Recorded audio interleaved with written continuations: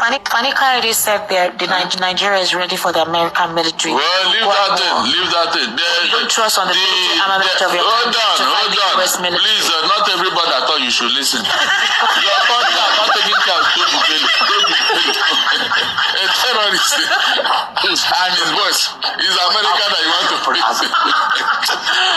Is it not funny? I don't see that note. How do you start with that one? Let them challenge but don't let Tinubu tell Donald Trump, go away, we are waiting for you. And let him hear that. No, let him try it. America, you are waiting for America. With what?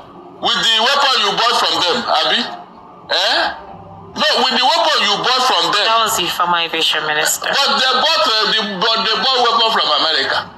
The man that they gave you those weapons, you think he doesn't have 10 times more than that before he gave you some? What ammunition do you have to face America? Let us discuss here.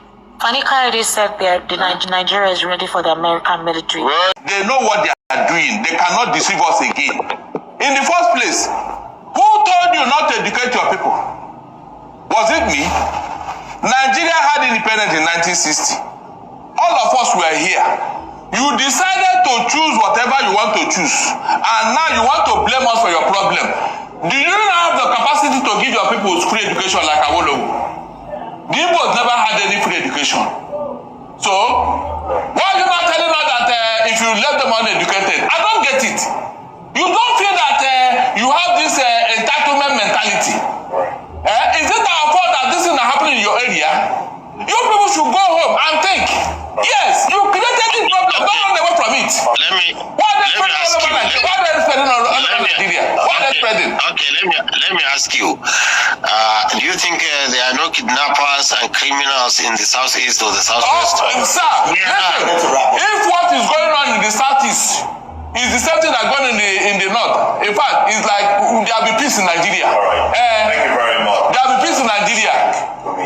Thank you very much. But on your comment on education, I tend to agree with you that our leaders really have failed the nation because they have no concentration on education. Everybody is after himself. I agree with you that one. I confess. But you see, what I will not agree with you is criminality is everywhere. In fact, we never heard of kidnapping and armed robbery. It came to us in the north from the south. It was creeping slowly and it corrupted our people and they are doing it now. So let us adjust. The number of terrorists in the north today, if we should have them in the south, there will be no Nigeria. Is it true of us? We are trying here. We are trying here. But do you know why? It's because the population of those underprivileged in the north is in millions. Most of them are not Nigerians. You brought them here. The people that are that narrative. Look, nobody can tell you like me. Because I have had one-on-one chat with them. You know, they are pure Nigerians. I wouldn't rule out elements of non-Nigerians among them, but they are Nigerian herdsmen.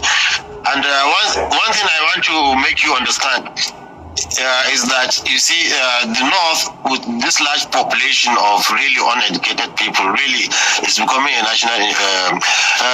Governor Soludo of Anambra State, when he was the central bank governor, he came to Arewa House in Kaduna, and he said the poverty in the north, he fears that is going to constitute a security threat for the whole nation. He said this many years before even this started.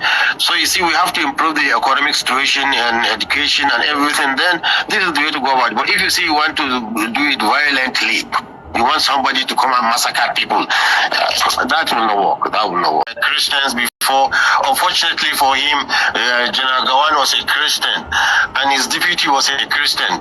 We didn't mind, you know. Once there is peace and stability, I'm telling you, Nigerians, Muslims, they are one of the most. Ojukwu wanted to use it, you know, before, saying that Muslims are killing Christians before. Unfortunately for him, General Gawan was a Christian and his deputy was a Christian. We didn't mind, you know. Once there is peace and stability, I'm telling you, Nigerians, Muslims, they are one of the most. You don't have leaders in Africa. Even the AU, they are just there.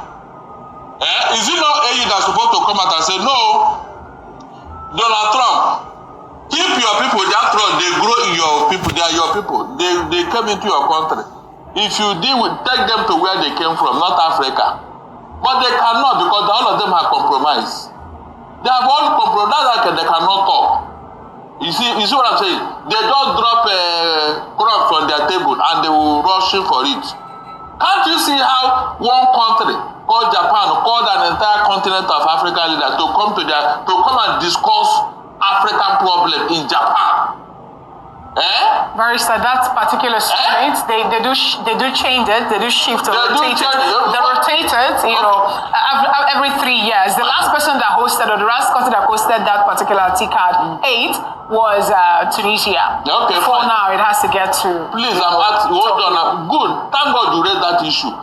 Have you ever discussed Japanese problem in Africa? But they came to Tunisia when they did it TCAD 8, Barrister Darlington. They came. Yeah, they were in Africa. Okay, what was the outcome? You can see, when they want to deal with you, my dear, go and check, they want to exploit you.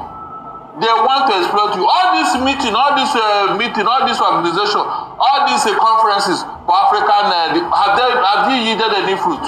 Ask yourself that question. Why can't they do it in China? All right. They cannot because you are a conquered people. Africa is not yet free. Thank you. I am regretting the death of people like Kwame Nkrumah.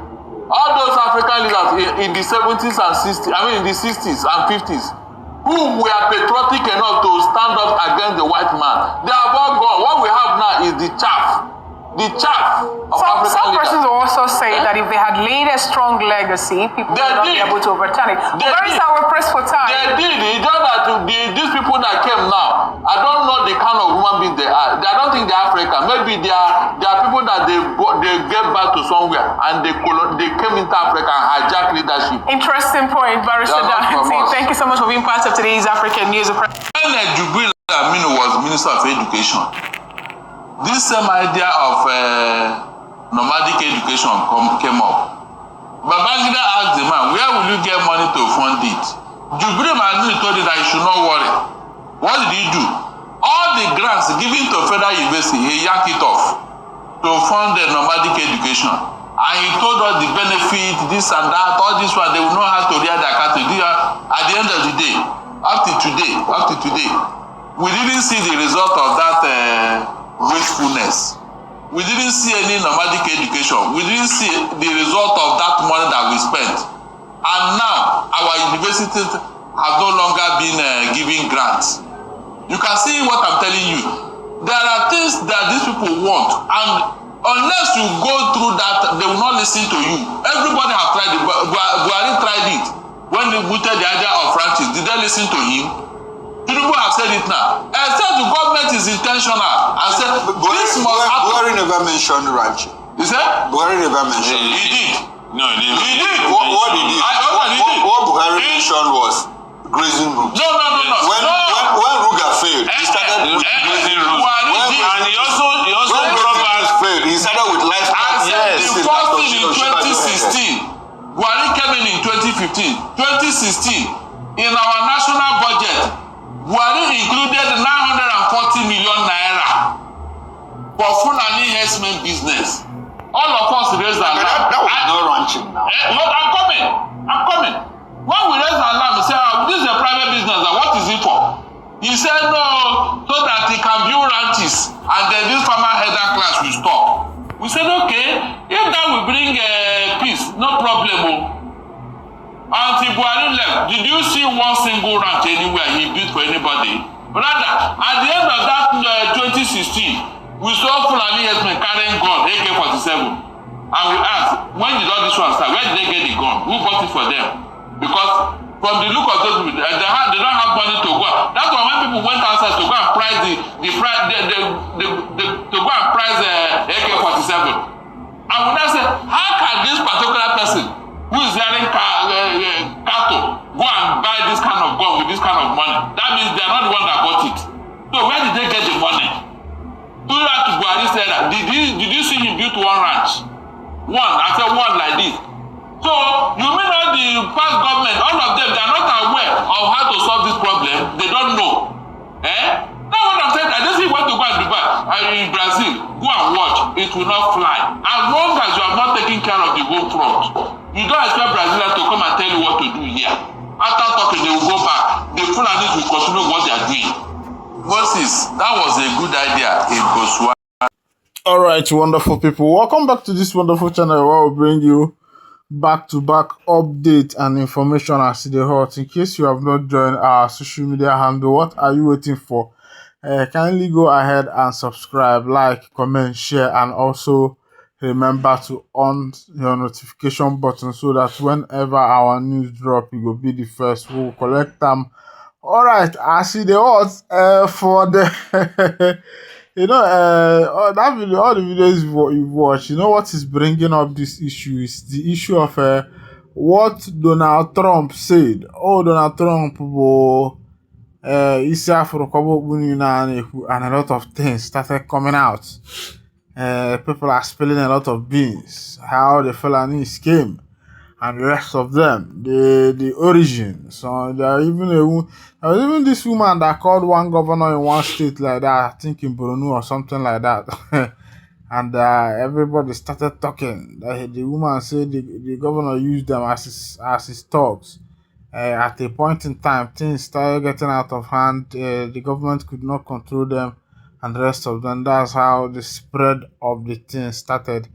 Okwu ndị Igbo na-ekwu a sị na ọ bụrụ inye enwe mmiri bụ okwu ọ ma a ga-anatakwa ya iko n'onye ọbụfe okwu ndị Igbo na-ekwu egbukwu bụrụ okwu bụrụ inu. So as it is,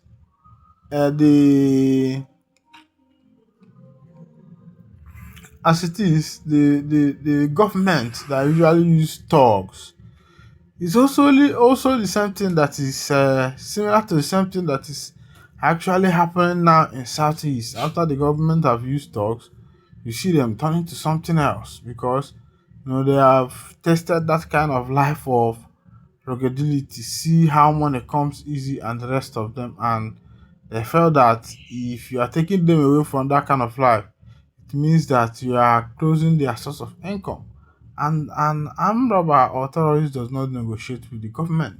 It's either they overpower the government or the government overpower them. And that is what is currently happening as regards the issue of the BH and the terrorist issue that has been going on in the country. And that's the area everybody is coming from. And here is this barrister and Shaka Egumi, where he was saying that his people this, his people that, because of the population that is in the north. Then that's the reason why there are a lot of things, the issue of Almajiri and the rest of them. And the barrister is trying to blame their people who did not take them up in education as the Yorubas did, 1967 to 1960, 1967 to 1970, during the Nigeria Biafra Civil War. And throughout that season to Dan, other people were going to school. Awolowo and his people were going to school. And this man was wondering what happened to the Hausas. And the other man is complaining the issue of population. And the barrister is saying that as long as the issue of the Alamajeris continue, that the North will not be okay, except they end the issue of the Alamajeris. And some people, allegedly, some people believe that the elites usually,